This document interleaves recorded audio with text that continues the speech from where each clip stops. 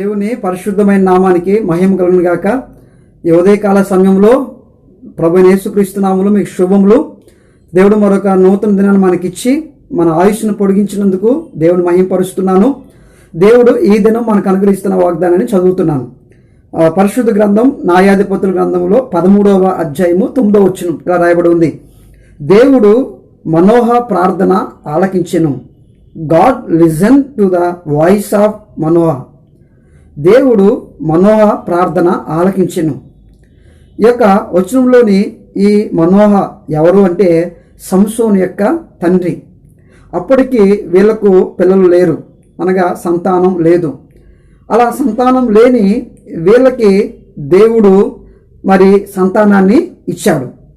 అలా సంతానాన్ని ఇవ్వటానికి దేవుడు ఉద్దేశించినప్పుడు మరి మనోహ భార్య దగ్గరికి దేవుడు వెళ్ళి నీకు నేను సంతానాన్ని ఇవ్వబోతున్నాను అని చెప్పాడు. అలా చెప్పినప్పుడు అప్పుడు ఆ స్థలంలో ఆ సమయంలో మనోహ లేడు. ఈ యొక్క విషయాన్ని ఈమె భర్తకు చెప్పింది. ఇలాగా దేవుడు దూత నాకు ప్రత్యక్షమై ఇలా మా గర్భం కలుగుతుంది, సంతానం కలుగుతుంది అని చెప్పాడు. అంటే మనోహ అంటాడు, అయితే ఈసారి నాకు తెలియపరచబడాలి, అది నేను కూడా వినాలది అంటాడు. అలా అన్నప్పుడు ఇక్కడ నేను ఈ వచనం చెప్పబడింది. ఎందుకంటే మనోహ మరి తన భార్యకి చెప్పిన విషయాన్ని తనకు కూడా చెప్పాలి అని అన్నప్పుడు అలా అనుకుంటున్న ఆ వ్యక్తి యొక్క ఆ ఆలోచనని దేవుడు గౌరవించాడు. వినే దేవుడు ఎలా అమాయకంగా, ఒకవేళ మనోహ సరే నీకు చెప్పాడు కదా, సరేలే దేవుడు మనకు సంతానం ఇస్తాడు, అంతకన్నా మనకి ఏం కావాలి అని అంతటితో ఆపు చేయలేదు. నేను కూడా వినాలి, నాకు కూడా చెప్పాలి, నేను కూడా తెలుసుకోవాలి ఆ సంగతి గురించి అని అన్నప్పుడు దాన్ని అమాయకంగా మనోహ అడిగినప్పుడు దాన్ని దేవుడు గౌరవించాడు.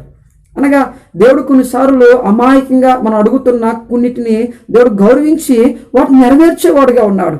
అది ఎంత ఒకవేళ అపనమ్మకంగా దేవుడు ఎంచడు, అవిశ్వాసంగా దేవుడు ఎంచడు. ఒకవేళ దేవుడు అపనమ్మకంగా అవిశ్వాసంగా వాటిని ఎంచితే మన ప్రార్థనలు దేవుడి దగ్గరికి ఎప్పుడు చేరవు. అందుకే గిద్యోని జీవితాన్ని మనం చూసినట్లయితే గిద్యోను కూడా గొర్రెబొచ్చి తీసుకొని దేని మీద మంచు పడాలి, ఇది తడవాలి అంటాడు. దేవుడు దాన్ని అలాగే తడుపుతాడు. ఇది మంచు పడకూడదు, చుట్టుపక్కలంతా మంచు పడాలి, ఇక్కడ మంచు పడకూడదు అంటే అలాగే చుట్టుపక్కలంతా మంచు పడుతుంది, అక్కడ మంచు పడదు.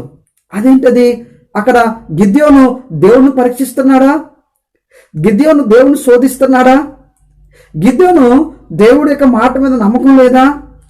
లేదు. కొన్నిసార్లు మనలో ఉన్న ఆ అమాయకత్వాన్ని, లేకపోతే మనలో ఉన్న దేవుడి మీద ఆధారపడవలసి వచ్చినప్పుడు మనకి చాలినంత ఆ ఆధారపడే ఆ అనుభవం లేకపోతే ఆ పరిజ్ఞానం మన దగ్గర లేనప్పుడు దేవుడు అక్కడ మనం త్రోసివేడి కానీ గింటివేడి కానీ అక్కడ మరొక అవకాశం మనం కల్పించేవాడుగా ఉన్నాడు దేవుడు. ఎందుకంటే అక్కడ నీ ప్రార్థన వినడానికి నీ గొప్పతనం నా గొప్పతనం ఏం కాదు, కానీ నన్ను నిలబెట్టాలి అనే ఉద్దేశంతో ఆ ప్రార్థన ఆలకించి దాన్ని సఫలం చేస్తాడు. నీ జీవితంలో ఒకవేళ సహోదరుడా ఎలాంటి పరిస్థితుల్లో ఉన్నప్పుడు నీ ప్రార్థన కూడా దేవుడు అంగీకరిస్తాడు, ఆలకించి దానికి సంబంధించిన సూచనలు నీకు ఇస్తాడు, దానికి సంబంధించిన ఆ సహాయాన్ని దేవుడు నీకు అందిస్తాడు. ఆ మనోహ జీవితంలో ఇచ్చినట్టే తనలో ఉన్న అపోహలను తీసివేశాడు, తనలో ఉన్న అమాయకత్వాన్ని కూడా దేవుడు గౌరవించాడు. అంత మాత్రమే కాదు, ఈ మాటని చదివినప్పుడు దేవుడు మనోహ ప్రార్థన ఆలకించెను అనే మాటలో సంకల్పం బయలుపరిచే దేవుడు. మనోహకి ఒక దేవుని సంకల్పాన్ని బయలుపరుస్తున్నాడు. ఏంటది?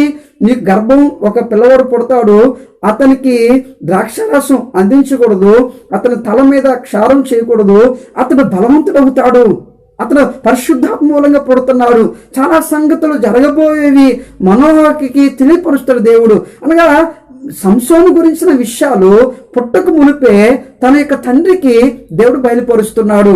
అందుకే సాధారణమైన వ్యక్తులకు తన సంగతులను తెలియచేసే దేవుడు. అసలు ఆయన సంగతులు తెలియపరచడానికి మనం ఆయనకి సమమైన వాళ్ళం కాదు, ఆయన సంగతులు పంచుకోవడానికి మనం సమమైన వ్యక్తులం కాదు. దేవుని యొక్క వాక్యం నోవాహు, అబ్రాహాము, యోసేపు ఇలాంటి చాలా మంది వ్యక్తుల యొక్క జీవితాల్లో దేవుడు తన సంకల్పాన్ని తెలియపరుచుకుంటూ వచ్చాడు. కొత్త నిబంధనలో కూడా ఎఫెసీయులకు రాసిన పత్రిక 3:3 క్రీస్తు మర్మము దైవ దర్శనం వలన నాకు తెలియపరచబడినది. పౌలుకి దేవుడు క్రీస్తు మర్మమును తెలియపరిచాడు. ఏంటి ఆ మర్మము? అన్ని జనులు యూదులు యేసుక్రీస్తునందు ఒకటి కాబోతున్నారు. అంత మాత్రమే కాదు, 2 కొరింథీయులకు రాసిన పత్రిక 12:7 నాకు కలిగిన ప్రత్యక్షతలు బహు విశేషముగా ఉన్నందున దేవుడు పౌలుకి విశేషమైన ప్రత్యక్షతలు ఇచ్చాడంట. దేని బట్టి ఇచ్చాడు? హింసకుడు, దోషకుడు, హానికరుడు అలాంటి ఆ పౌలుకి దేవుడు తన సంగతులు తెలియపరిచాడు. పౌలుకు మాత్రమే కాదు, నీకు కూడా దేవుడు తన సంగతులు తెలియపరుస్తాడు. నాకు కూడా దేవుడు తన సంగతులు తెలియపరుస్తాడు. నేను ప్రార్థన చేసుకుంటున్నప్పుడు, బైబిల్ ట్రైనింగ్కి వెళ్ళినప్పుడు, ఆ ట్రైనింగ్లో నాకు ప్రతిరోజు 1 గంట సమయం ఇచ్చేవాళ్ళు ప్రార్థన చేసుకోవడానికి ఏకాంతంగా. అలా ప్రార్థన చేసుకుంటున్నప్పుడు ఆ ప్రార్థనలోని దేవుడు నాకు ఒక దర్శనం చూపిస్తూ వచ్చేవాడు. ఆ ప్రార్థనలో అదేమిటంటే, నా చేతికి ఒక ఖడ్గం ఇవ్వబడింది. ఆ ఖడ్గముతోని నేను ఈ యొక్క భూమి మీద ఉన్న హిందూ టెంపుల్స్ అన్నిటినీ నరికేస్తాను, పడగొడుతున్నాను. దానికి సంబంధించిన పటాలు అన్నిటిని కూడా నరికేస్తా ఉన్నాను. అది నాకు అర్థం కాలేదు. అలాగా ప్రతిరోజు నేను ప్రార్థన చేసుకుంటా ఉంటే ఆ ప్రార్థన నాకు కనపడతా ఉంది. అలా కనపడుతున్న పక్కన ఉన్న ఒక సేవకుని అడిగాను, అయ్యా నాకు ఇలా ప్రార్థనలు ప్రతిరోజు ఇలా కలుగుతుంది ఏంటంటే, ఆయన అన్నాడు, బైబిల్లోని గిద్యోను అనే వ్యక్తికి దేవుడు తన ఖడ్గం ఇచ్చి అన్ని బలిపీఠాలను పడగొట్టాడు, దేవుడిని గిద్యోనులాగా వాడుకుంటాడు అని తెలియపరిచాడు. అది అయిపోయిన తర్వాత నేను మా చర్చి పాస్టర్ గారిని అడిగాను, ఇలాగ నాకు ట్రైనింగ్లో ఉన్నప్పుడు ఇలా ప్రతిరోజు ప్రార్థనలో వచ్చింది పాస్టర్ గారు అంటే, ఆయన చెప్పాడు, ఈ ఖడ్గం అనేది దేవుని వాక్యానికి సాదృశ్యం. ఆ టెంపుల్స్ ఎలా ఆ పటాలు అనేవి అన్ని జనులకు సదృశ్యం. దేవుడు తన వాక్యం నీకు ఇచ్చి అన్ని జనులైన వారిని రక్షణలోనికి, మారు మనసులోనికి, దేవుని రాజ్యంలోనికి తీసుకొస్తాడు. అనేక మంది నీ ద్వారా ప్రభువును తన వైపు తిప్పుకుంటాడు. ఆ పరిచయం దేవునికి ఇస్తాడని చెప్పాడు. నిజంగా ఈరోజు నేను ఇక్కడ ఉండి చెప్తున్నాను, అనేక వందల మందిని ప్రభు యొద్దకు తీసుకురావడానికి వాడుకున్నాడు. ఈరోజు అనేక వందల మందిని దేవుడు తీసుకొచ్చాడు.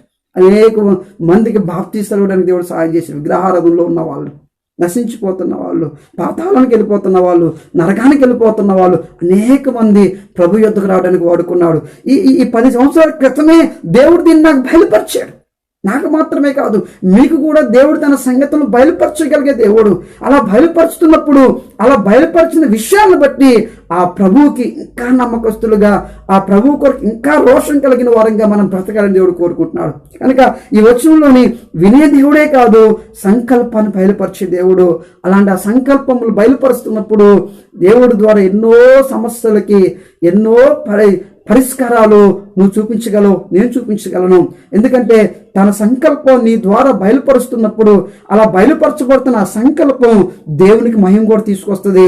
సమస్యలు, ప్రాబ్లమ్స్, ఇక్కట్ల నుంచి పరిష్కారాన్ని చూపిస్తుంది. అలాంటి ఆ పరిష్కారం నీ ద్వారా దేవుడు అనేక మందికి చూపించాలని కోరుకుంటున్నాడు. నువ్వు ప్రభు కొరకు నిలబడితే దేవుడు నీ ద్వారా అద్భుతం చేస్తాడు. దేవుడు అటువంటి కృప దేవుడు మనకు తోడే ఉండును గాక. ఆమేన్. ప్రార్థన చేసుకుందాం. మహాగణుడా, జీవాధిపతి, ఈ యొక్క ఉదయం మాతో మీరు మాట్లాడి మమ్మల్ని బలపరుస్తున్నారు. మనోహ యొక్క ప్రార్థన ఆలకించారు ప్రభు, విన్నారు ప్రభువ.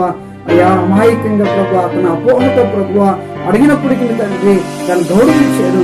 మా జీవితాలు కూడా అలాగా మా అనేక సార్లు మేము ఏం ప్రార్థన చేస్తున్నాం మాకు తెలియకపోయినా ప్రభువ, ఏం అడుగుతున్నామో కూడా మా మనస్సుకి తండ్రి తెలియకపోయిన ప్రభువ, తండ్రి వాటిని మీరు గౌరవించి మనం త్రోసివేయకుండా వాటిని నెరవేరుస్తున్నది ప్రభు అన్నారు. ఈ బిడ్డలందరి జీవితాన్ని కార్యం జరిగించమని యేసు నామములో అడుగుతున్నాను పరమ తండ్రి. ఆమేన్, ఆమేన్. దేవుడు మిమ్మల్ని దీవించును గాక. దేవుని కృప తోడే ఉండును గాక. ఆమేన్.